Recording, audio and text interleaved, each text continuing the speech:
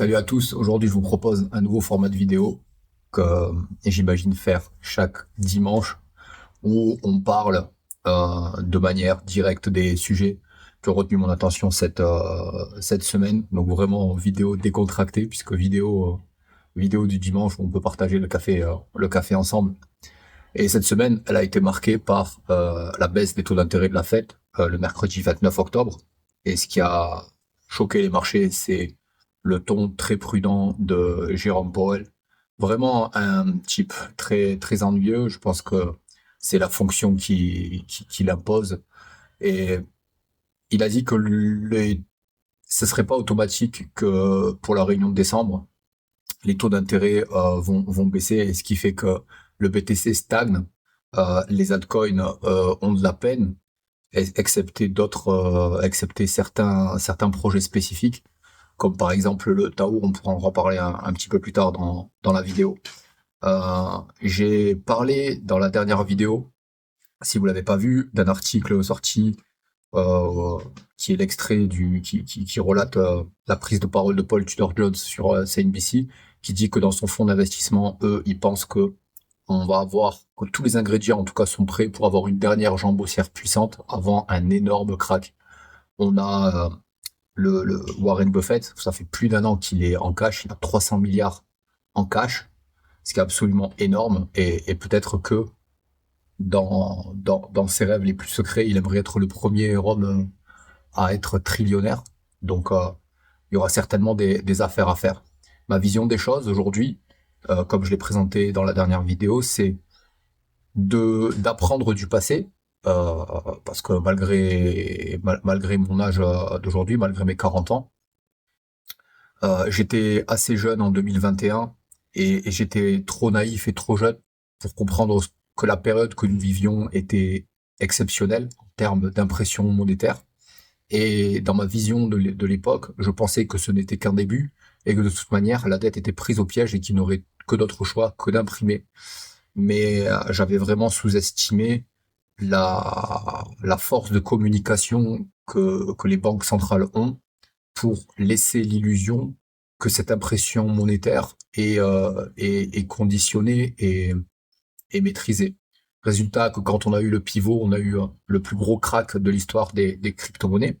Et à chaque fois qu'on avance, on bat des records. Par exemple, la semaine juste avant, on a eu le record de liquidation, 20 milliards en une heure. Je crois qu'on a reporté plus d'une dizaine de suicides, et c'était certainement des gens qui avaient un portefeuille beaucoup plus grand que le mien et beaucoup plus grand que vous, les personnes qui m'écoutez. Donc quelque part, on a dépassé ces gens-là, et bon, ils ont abandonné. Il faut pas faire ce genre de choses. Donc quand on commence à ressentir des émotions qui commencent à être fortes, je pense que on a une exposition qui est un petit peu trop grande sur les marchés. Il faut tempérer un petit peu. La chance qu'on a, c'est qu'avec cette nouvelle administration aux États-Unis, les stablecoins sont officiellement autorisés, acceptés et régulés. L'USDT, l'USDC, et une entreprise qui a aussi toute la bénédiction de la SEC, c'est Paxos qui gère le Pax Gold. Pour être exposé aussi en or, il y a le XAUT, XAUT de Tether. Donc ça permet, si vous me suivez sur Twitter, hein, la Circum, voilà, une exposition en USDT, USDC, Pax Gold, trois valeurs, trois entreprises, donc un risque, euh, un risque maîtrisé et partagé, et sur deux blockchains, ça je l'avais pas dit, un petit peu sur la blockchain BNB et un petit peu sur la blockchain Ethereum. Ça doit représenter quelque chose comme, allez, 15-20% du portefeuille en stable. Il y a toujours un tiers en BTC que je ne vendrai jamais, puisque je suis rentré dans le Bitcoin par conviction. Et dites-moi en commentaire si ça vous intéresse que je vous raconte un petit peu mon histoire de comment je suis rentré, mes succès, mes défaites, mes regrets, mes, mes expériences, mes leçons. Si ça vous intéresse, je pourrais envisager de faire une série comme ça. Ça pourrait, je pense, être bénéfique, surtout s'il y a des jeunes qui nous regardent. Moi, j'aurais aimé avoir ce genre de contenu. Donc, pour revenir à la Fed et aux ingrédients, je pense aussi qu'il y a une dernière jambe haussière possible, surtout quand on regarde le stock to flow model. Il y a Plan B pour les plus anglophones d'entre vous qui peuvent le regarder, ou pareil, peut-être que je le présenterai à ma manière sur la chaîne. Sur le stock to flow model, on n'a pas eu cette période de FOMO, Le plus haut qu'on ait eu sur les volumes de vente au RSI, on était à 75 et un FOMO, on doit vraiment aller vers les 80 pour être en surachat et avoir cette période de FOMO avant cette période d'hiver crypto. Donc on l'a pas connu. Le cycle, il commence à être vraiment très long et ce serait possible qu'on le connaisse pas du tout et qu'on plonge directement en bien market. D'où mon choix d'être déjà exposé à 15-20% d'altcoin, bah, pour pouvoir continuer à vivre si on doit passer un an misérable avant de pouvoir rentrer. Et si jamais bah, on a cette dernière jambe haussière, je garde une exposition suffisamment grande sur les alts. Euh, j'ai suffisamment, je pense, appris et vu une multitude de graphiques, de présentations, écouté un maximum de discours, évalué qui est crédible et qui est non crédible pour parler de finances et apprendre de l'expérience des gens qui ont réussi, qui ont des dizaines d'années sur les marchés et qui ont plusieurs centaines de millions de dollars de gestion de portefeuille sur leur portefeuille personnel. Et je pense que maintenant, le réinvestissement, par exemple, des stablecoins qui ont été sauvés et qui seront sauvés, il va falloir attendre des gros indicateurs et surveiller des moyennes mobiles à 200, surveiller le RSI et toujours avec le rythme du stock to flow model sur Bitcoin parce que même s'il est critiqué, il était critiqué la fois d'avant aussi et pourtant il s'impose toujours. Donc je pense que il est possible qu'on ait un hiver crypto qui va se présenter bientôt. Si jamais on n'a pas cette dernière jambe haussière, je reste prêt à vendre beaucoup plus de crypto à perte pour pouvoir sauver du stablecoin et mieux réinvestir derrière. Et attention, pas sur n'importe quelle valeur, délaisser les histoires de pépites, etc. et regarder les grosses crypto-monnaies qui ont suffisamment de données pour avoir cette fameuse moyenne mobile à 200 jours et regarder le comportement des graphiques. Parce que au final, l'analyse fondamentale, elle est très bien, mais l'analyse technique, elle va au-dessus l'analyse fondamentale. Exemple, Atom, super fondamental, analyse technique très très mauvaise. C'est une erreur personnelle, Atom, Osmosis, etc. Pourtant, j'ai pas vendu mon bag. Je pense que celui-là, par exemple, je le vendrai pas du tout, puisque c'est un projet que j'affectionne. Et je pense que comme Solana, quand il était tombé à 8 dollars, je pense qu'il va pouvoir se remettre. Solana, en revanche, moi, je suis la conviction qu'il pourrait se planter. Ça reste une même chaîne centralisée. Donc, à un moment donné, quand la fête va être finie et que tout le monde va vendre ses mêmes coins pour du Solana et vendre du Solana pour du stable ou pour différentes monnaies, je pense que le Solana va prendre une énorme claque. Et ce sera peut-être l'opportunité d'acheter à ce moment-là. On verra, mais ça, on en est là. On en a pour dans un an. Le Tao, il se remet bien. Il y a plusieurs effets. Il y a le fait que le premier halving de l'histoire du Tao, qui a les mêmes fondamentaux, la même tokenomics que Bitcoin, hein, qui prend beaucoup de narratifs de Bitcoin. Il y a le halving qui arrive et qui fait monter le prix, puisque les gens imaginent que le fait que la récompense va être divisée par deux, ça va générer de la rareté. Et donc que l'offre va être plus grande que la demande, en tout cas plus grande qu'aujourd'hui et que le prix va monter, donc le marché anticipe. Et au final, on a vu meilleur comme anticipation, on a vu meilleur comme montée, puisqu'on a un ATH au prix unitaire, alors pas market cap, mais au prix unitaire à 700 dollars environ. Et ben, on reste bloqué vers les 500. Moi personnellement, j'avais pas mal de Tao, j'en ai vendu à 389 ou 390 dollars. Pour l'instant, j'ai tort, il n'y a pas de problème.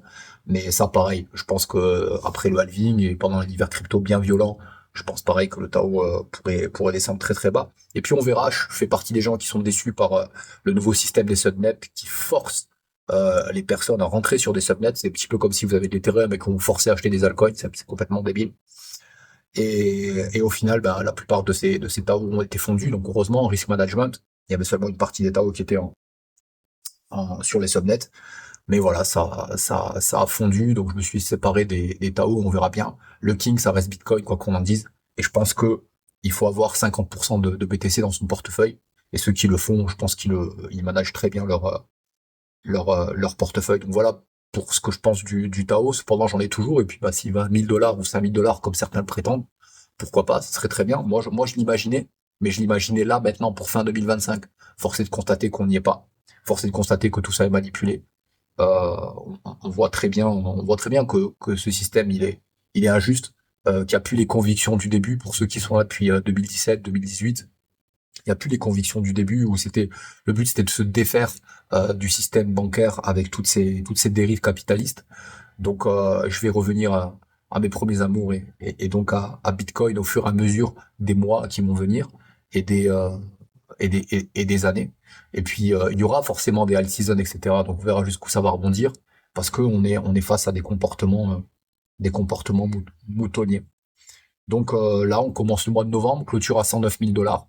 On va voir si on est sur un mood November, mais s'il se passe rien d'ici le 15-20 novembre, je pense que ça va commencer à sentir vraiment mauvais. Et il va pas falloir s'obstiner comme je me suis obstiné il y a 4 ans, où on pensait tous et on avait des raisons euh, techniques de le penser, que le Bitcoin devait toucher les 100 000 dollars. Il les a pas touchés pour plusieurs choses, plusieurs infos qui étaient sorties. À l'époque, c'était Evergrande, crise immobilière en Chine, Omicron, et puis ensuite, ce qui a tué tout le monde début 2022, c'était le conflit en Ukraine. Alors là, le monde, il est pas beaucoup plus stable, hein. On peut avoir une mauvaise nouvelle qui sorte comme ça un matin, un lundi matin, un week-end, enfin peu importe, et qui fasse cracher les marchés. On l'a vu il y a pas très longtemps, au mois de mai, le Bitcoin était quand même descendu vers 78 000 avant de toucher un ATH à 125, 126. Et là, pareil, c'est très bizarre parce que sur les réseaux sociaux, les spécialistes se targuent d'être des génies quand le Bitcoin superforme son ATH précédent de quelques pourcents. Alors que normalement, enfin, je veux dire, en 2017, on était passé quasiment 300 dollars à 20 000 dollars. Là, c'était beau. Mais là, se féliciter parce qu'on est passé de 118 non, même pas, de 122 à 126. Et les gars disent, ouais, bravo, etc. C'est vraiment bizarre et je me demande à quelle force est nécessaire pour arriver à 130, 150, 160, je l'avais dessiné sur mon analyse technique il y a quelques mois. Si on arrive à 130 déjà, c'est très bien. Mais peut-être que le marché, une fois de plus, va piéger tout le monde et qu'en 2026, le Bitcoin va aller, je sais pas moi, 200, 300, 400, 500 ou 700 000 dollars, comme le disait le président de BlackRock. C'est pour ça qu'il y a une partie de Bitcoin qui, selon moi, il ne faut jamais vendre. Il faut garder, en tant qu'investisseur très long terme, comme dit Warren Buffett, dans sa carrière, il a acheté des actions pour ne jamais les vendre. Coca-Cola, McDonald's, et il a eu raison. Et ben, en termes de crypto-monnaie, le BTC, pour moi, il faut pas le vendre. Et s'il y a une valeur aussi que je vais pas vendre, ben, c'est Chainlink. Parce que Chainlink, il y a toujours 22 millions de places disponibles pour le staking.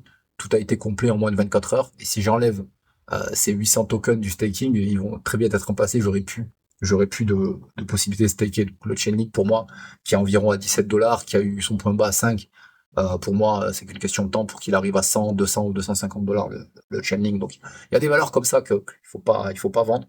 Je vendrai jamais la totalité des altcoins. Mais des projets comme ça que j'avais achetés parce que ils étaient présentés comme des pépites, des mecs super novateurs, etc.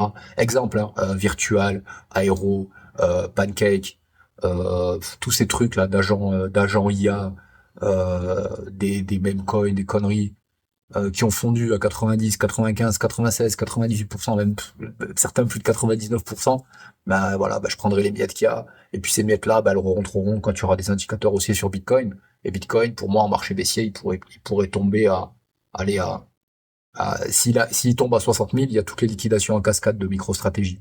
Et je pense que de là, on peut tomber à 40 000 sur BTC.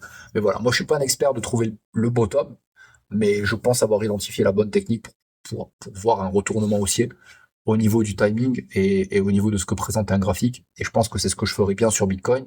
Et après, il y a une autre donnée, donc la Golden Cross, quand il sort de son marché baissier, le prix passe la moyenne mobile à 200 jours, pour moi, il redevient haussier. Et quand la moyenne mobile à 50 passe la moyenne mobile à 200, Golden Cross, c'est là où on a une très bonne alt season. Vraiment une vraie alt season qui fait vraiment monter tous les portefeuilles où tout le monde est des génies parce que tout augmente.